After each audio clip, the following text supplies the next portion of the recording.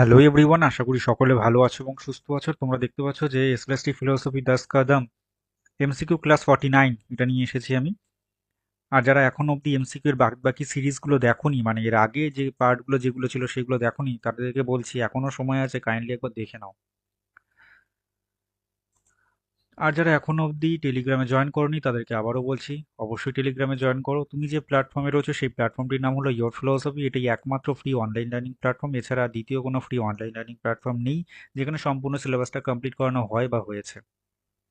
Presenter হলাম আমি।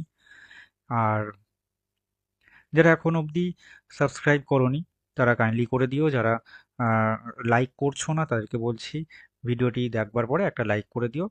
আর কেমন লাগলো সেটা অবশ্যই জানিও, বন্ধুদের সাথে শেয়ার করে দিও যাতে তারাও উপকৃত হয়।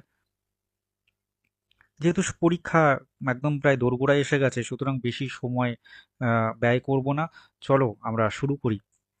যে পার্টগুলো আমি বোঝাচ্ছি দাস কাদামের পার্টের, সেইগুলো সবই কিন্তু এসএলএসটির জন্য ভীষণ গুরুত্বপূর্ণ।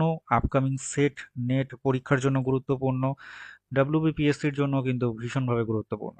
সুতরাং এই পার্টটা গুরুত্বপূর্ণই। ব্যাপ্তি সম্বন্ধ বলতে কি বোঝাচ্ছে সেটা একটু দেখে নেওয়া যাক। ব্যাপ্তি সম্বন্ধ আসলে কি? পক্ষ এবং হেতুর মধ্যে সম্বন্ধ, পক্ষ এবং সাধ্যের মধ্যে সম্বন্ধ, স্বপক্ষ এবং সাধ্যের মধ্যে সম্বন্ধ, নাকি হেতু এবং সাধ্যের মধ্যে সম্বন্ধ? উত্তর কিন্তু হেতু এবং সাধ্যের মধ্যে সম্বন্ধ। পরের প্রশ্ন, সাংখ্য দর্শনের সৎকার্যবাদ আসলে যেটা বলতে চাইছে, সৎকার্যবাদ যেটা আসলে বলতে চাইছে সেটা কি? শূন্য থেকে কোনো কিছুর উৎপত্তি, কার্য থেকে কারণের উৎপত্তি, কার্যরূপে কারণের প্রতীতি, কারণ রূপে কার্যের উৎপত্তি। উত্তর কিন্তু ঘ, অর্থাৎ কারণ রূপে কার্যের উৎপত্তি। পরের প্রশ্ন, সাংখ্য যোগ মতে কৈবল্য, কৈবল্য অর্থাৎ বুঝতেই পারছো মুক্তি প্রসঙ্গ আসছে, তাই সাংখ্য যোগ মতে কৈবল্য কি? সৎ, সৎ এবং চিত, সচ্চিত ও আনন্দ কোনোটি নয়। দেখো এখানে উত্তর হচ্ছে খ, অর্থাৎ সাংখ্য মতে কৈবল্য হচ্ছে সৎ এবং চিত। তাহলে সচ্চিত আনন্দ কোন ক্ষেত্রে হতো? যদি এটা বেদান্ত প্রসঙ্গে থাকতো, অদ্বৈত বেদান্ত প্রসঙ্গ, তাহলে কিন্তু সচ্চিত আনন্দ হতো। যদিও বিশিষ্ট দ্বৈতবাদেও কিন্তু আমরা এরকমটা খেয়াল করি। মীমাংসা দর্শন কি স্বীকার করেন? সেটা হচ্ছে জ্ঞান হলো শত প্রমাণ। ঠিক আছে, তাহলে জ্ঞানের শত প্রামাণ্য কিন্তু মীমাংসা দর্শনে স্বীকার করা হয়। ওকে, পরের প্রশ্নটা দেখো, অদ্বৈত দর্শনে মায়া, জগৎ এই বিষয়কে ব্যাখ্যা করেছেন এভাবে, মানে অদ্বৈত দর্শন মায়া জগৎকে ব্যাখ্যা করছেন কিভাবে? দেখো, অদ্বৈত দর্শন কিন্তু অনির্বচনীয়র কথা বলছে, অর্থাৎ সৎও নয়, অসৎও নয়, অনির্বচনীয়। তাই না? তোমরা কিন্তু এটা জানো যে শঙ্কর কিন্তু অনির্বচনীয় খ্যাতির কথা মানেন। যারা খ্যাতিবাদের ভিডিও দেখেছো তোমরা জানো, তোমাদের খাতায় কিন্তু লেখা আছে। জৈন মতে সত্তার বৈশিষ্ট্যগুলো কি কি হবে? সৃষ্টি, স্থিতি, লয়, এই তিনটেই হচ্ছে কিন্তু সত্তার বৈশিষ্ট্য। ওকে, তাহলে উত্তর তাহলে অবশ্যই ঘ, অর্থাৎ সবকটি। দিগম্বর আর শ্বেতাম্বর কোন দর্শন সম্প্রদায়ের ভাগ? শ্বেতাম্বর আর দিগম্বর হচ্ছে জৈন দর্শন সম্প্রদায়ের ভাগ। আর বৌদ্ধ দর্শনে কি ছিল? হিনজান মহাযান। প্রপত্তির ধারণা কোন দর্শনে পাওয়া যায়? প্রপত্তির ধারণা কিন্তু আমরা বিশিষ্ট দ্বৈত দর্শনে পাই, অদ্বৈত দর্শনে আমরা পাই অধ্যাসের ধারণা। এই বিষয় কি আচ্ছা ঠিক আছে, এই বিষয় নয় বলে দেবো এখন। চার প্রকার আর্য সত্যের প্রবক্তা, ঠিক আছে, কে? অবশ্যই গৌতম বুদ্ধ। পরের প্রশ্ন, প্লেটোর মতে জ্ঞান কি? প্লেটোর মতে জ্ঞান কোনটা? উত্তর হচ্ছে খ, জ্ঞান হলো ধারণার মতোই সৎ। তাহলে প্লেটোর মতে জ্ঞান হচ্ছে কি? ধারণার মতোই সৎ।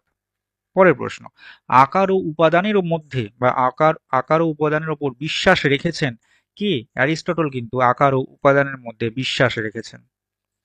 পরের প্রশ্ন দেখো, স্পিনোজা মনে করেন দ্রব্য কেবলমাত্র নিজের অস্তিত্ব দ্বারা আমাদের প্রভাবিত করতে পারে না, কিন্তু আসলে প্রভাবিত করতে পারে কিসের দ্বারা বলতো? গুণের দ্বারা। অপশন কিন্তু অ্যাট্রিবিউট বা গুণ। পরের প্রশ্ন, বার্কলের মতে জগতের সকল বস্তু কি হতে পারে? জগতের সকল বস্তু হচ্ছে ঈশ্বরের মনের ধারণা। তেন তক্তেন ভুঙ্ক্তাৎ, এই কথাটা বা এই যে সেন্টেন্সটা কোন উপনিষদ থেকে নেওয়া হয়েছে? ঈশ উপনিষদ থেকে নেওয়া হয়েছে।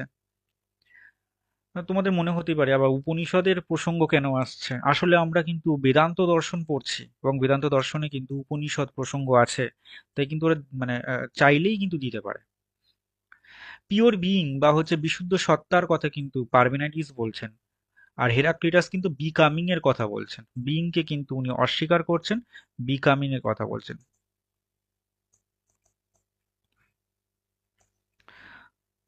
পরের প্রশ্ন, মানুষ হলো সবকিছুর পরিমাপক, এটা কিন্তু প্রোটাগোরাসের মত।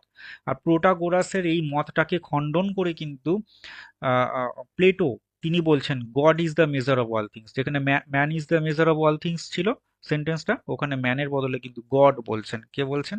প্লেটো বলছেন। পরের প্রশ্ন, all knowledge is knowledge through concept. ঠিক আছে, যখন প্রসঙ্গে মানে এই মানে এরকম কোটেশনের মধ্যে যখন আমরা নলেজের প্রসঙ্গ আমরা বেশি দেখতে পাই আর কি, মূলত মূলত মানে ও কিছু কিছু ক্ষেত্রে আমরা সেটা সক্রেটিসকে পেয়ে যাই। মানে অপশনটা সঠিক হওয়ার জায়গা কিন্তু সক্রেটিস হয়। তো all knowledge is knowledge through concept, এটা সবাই জানি আর কি।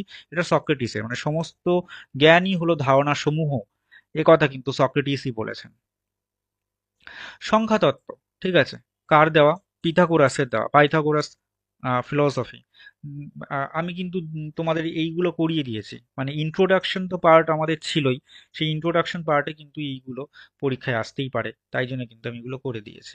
তোমরা দেখবে যে তোমাদের এই বিষয়ক মানে প্রি সক্রেটিক পার্টে যে সকল ফিলসফার রয়েছে সেই তা দিয়ে কিন্তু তোমাদের কাছে ভিডিও অ্যাভেলেবেল আছে, এবং তা অল্প সময়ের জন্য সেগুলো দেখলে কিন্তু হয়েই যায়।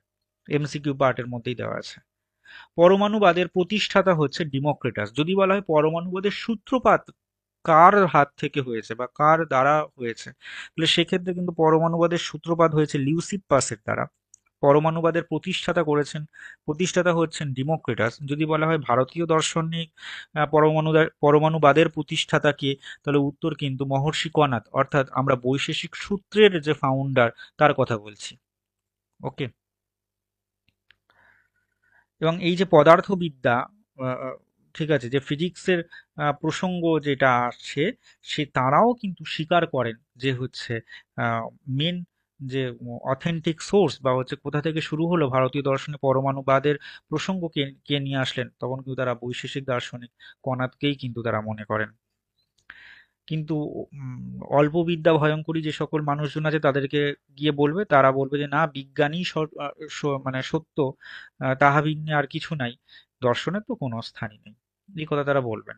কিন্তু একটা সময় এই সকল বিদ্যা কিন্তু এক শ্রেণী একটা একটা শ্রেণীর মধ্যে ছিল, একটা বলয়ের মধ্যে ছিল, পরবর্তীকালে প্রয়োজনের মাফিকে সেগুলোকে আলাদা করা হয়েছে।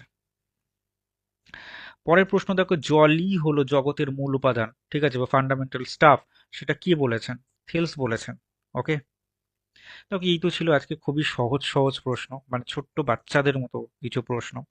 এতটুকু যারা দেখলে তাদেরকে অবশ্যই ধন্যবাদ জানাই। তোমাদের পরীক্ষা খুবই ভালো হোক, সফলতা কামনা করি। যারা সাবস্ক্রাইব করোনি তাদেরকে বলছি তোমরা সাবস্ক্রাইব করো, ফলো করো ইওর ফিলোসফিকে, কারণ ইওর ফিলোসফি একমাত্র চ্যানেল যেখানে তোমার কথা ভাবা হয়, তোমার কথা ভেবে তোমার মতো করে কিন্তু পরীক্ষার প্রশ্নগুলো নিয়ে আসা হয়। এবং আহ, আরো বেটার ফ্যাসিলিটিস কিন্তু এখানে দেওয়া হয় পেইডের তুলনায়। শেয়ার করে দিও তোমার ছোট ভাই বোনদের সাথে। আর সবাই ভালো থেকো, সুস্থ থেকো। ধন্যবাদ।